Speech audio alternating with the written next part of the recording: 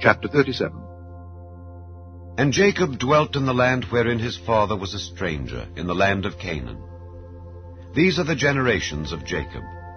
Joseph, being 17 years old, was feeding the flock with his brethren, and the lad was with the sons of Bilhah and with the sons of Zilpah, his father's wives.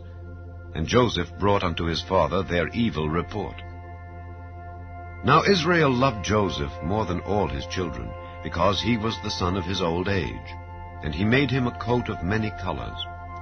And when his brethren saw that their father loved him more than all his brethren, they hated him, and could not speak peaceably unto him. And Joseph dreamed a dream, and he told it his brethren, and they hated him yet the more. And he said unto them, Hear, I pray you, this dream which I have dreamed. For behold, we were binding sheaves in the field, and lo, my sheaf arose, and also stood upright, and behold, your sheaves stood round about, and made obeisance to my sheaf. And his brethren said to him, Shalt thou indeed reign over us? Or shalt thou indeed have dominion over us? And they hated him yet the more for his dreams and for his words. And he dreamed yet another dream, and told it his brethren, and said, Behold, I have dreamed a dream more. And behold, the sun and the moon and the 11 stars made obeisance to me. And he told it to his father and to his brethren. And his father rebuked him, and said unto him, What is this dream that thou hast dreamed? Shall I and thy mother and thy brethren indeed come to bow down ourselves to thee to the earth? And his brethren envied him, but his father observed the saying. And his brethren went to feed their father's flock in Shechem. And Israel said unto Joseph, Do not thy brethren feed the flock in Shechem? Come, and I will send thee unto them. And he said to him, Here am I. And he said to him, Go, I pray thee, see whether it be well with thy brethren, and well with the flocks, and bring me word again. So he sent him out of the vale of Hebron, and he came to Shechem. And a certain man found him, and behold, he was wandering in the field. And the man asked him, saying, What seekest thou? And he said, I seek my brethren. Tell me, I pray thee, where they feed their flocks. And the man said, They are departed hence, for I heard them say, Let us go to Dothan. And Joseph went after his brethren, and found them in Dothan. And when they saw him afar off, even before he came near unto them, they conspired against him to slay him.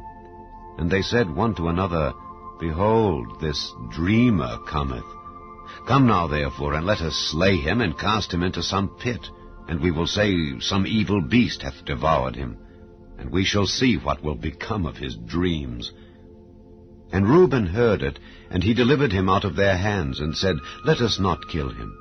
And Reuben said unto them, Shed no blood, but cast him into this pit that is in the wilderness, and lay no hand upon him, that he might rid him out of their hands, to deliver him to his father again. And it came to pass, when Joseph was come unto his brethren, that they stripped Joseph out of his coat of many colors that was on him, and they took him and cast him into a pit. And the pit was empty, there was no water in it. And they sat down to eat bread. And they lifted up their eyes, and looked, and behold, a company of Ishmaelites came from Gilead, with their camels bearing spicery and balm and myrrh, going to carry it down to Egypt. And Judah said unto his brethren, What profit is it, if we slay our brother and conceal his blood?